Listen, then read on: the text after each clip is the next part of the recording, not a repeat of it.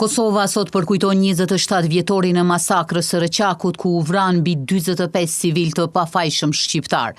I shefi i misionit vëzhgues të OSBE-s në Kosovë, ambasadori William Walker, e paticicuar masakrën e Reçakut si krim kundër njerëzimit. Krimet të ndodhura në këtë masakër tmerruan botën dhe zgjuan ndërgjegjen e diplomacisë botërore për t'u mobilizuar për Kosovën.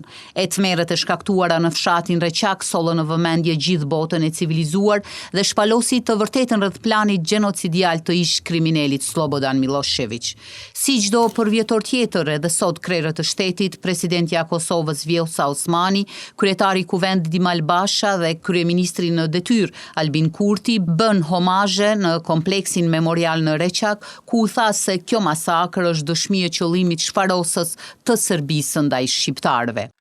Në këtë 27 vjetor të masakrës së Reçakut, edhe njëherë përkujtojmë të gjitha viktimat e kësaj masakre të lahtarshme, e cila sërish dëshmoi qëllimin shfarosës që regjimi genocidal i atëhershëm i Serbisë kishte ndaj popullit të Kosovës.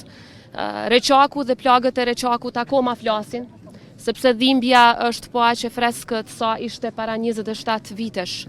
Dhimbja është e freskët për familjet, por është në fakt po aq e freskët për gjithë popullin e Kosovës, sepse akoma nuk ka pasur drejtësi për krimet që janë kryer këtu, por edhe në pjesë tjera të Republikës së Kosovës. Edhe pas 27 vitesh, Serbia vazhdon me po të njëjtat politika dhe me po të njëjtën mendësi, sepse mohimi i krimit, siç po bëjnë ata me mohimin e krimit të Reçakut, është krim i dyfisht. Pas masakrës së Reçakut, u ndërgjegjësuan, vetëdijsuan dhe mobilizuan edhe opinioni publik ndërkombëtar, edhe kancelarit diplomatike perëndimore. Jemi këtu bashkë si krerë të institucioneve, edhe me kryetarën e komunës, edhe me kolegë nga qeveria e parlamenti, por edhe me zyrtarët e tjerë të shtetit, që të shprehim dhembjen tonë për këtë plagë të hapur, së cilës ende i mungon drejtësia, por njëkohësisht edhe për kushtimin tonë që gjithmonë do të jemi të angazhuar për të sjellur kriminalet para gjyqit dhe për t'i ndëshkuar ata për mizërit e para 27 vjetëve. Lavdi 45 martirëve të Reçakut dhe 11 dëshmorëve të kombit.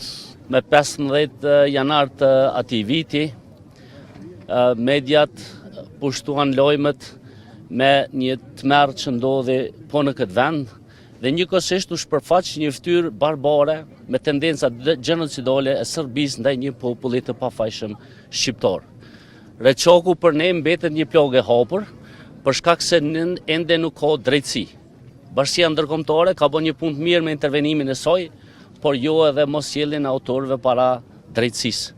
Prandaj ne si institucione nuk do të ndalemi së kërkuari drejtësi, për shkak se besojmë thellë se pa drejtësi për viktimat e Reçakut dhe viktimat gjithandej nëpër Kosovë do të ketë jashtëzakonisht të vështirë të ketë edhe paqe, por edhe siguri në rajon. Historia e Reçakut u shndrua dikur në simbol të vuajtjes dhe sakrificës së popullit të Kosovës. Sipas dëshmitarëve aty rreth orës 6:30, forcat serbe me artilleri të rëndë kanë filluar të bombardojnë fshatin. Pas ndërprerjes së bombardimeve, forcat serbe janë futur në fshat dhe kanë filluar edhe bastisjes. Pas Reçakut, çështja e Kosovës do të jetë në një konferencë ndërkombëtare në Rambouillet në Paris, e mos suksesi së cilës do të ndikonte në ndërhyrjen e NATO-s kundër forcave ushtarake serbe, largimin e tyre nga Kosova dhe vendosjen e administratës ndërkombëtare në Kosovë. E në shënim të përvjetorit të kësaj masakre, gjatë ditës është mbajtur edhe një akademi përkujtimore kushtuar viktimave të masakrës së Reçakut.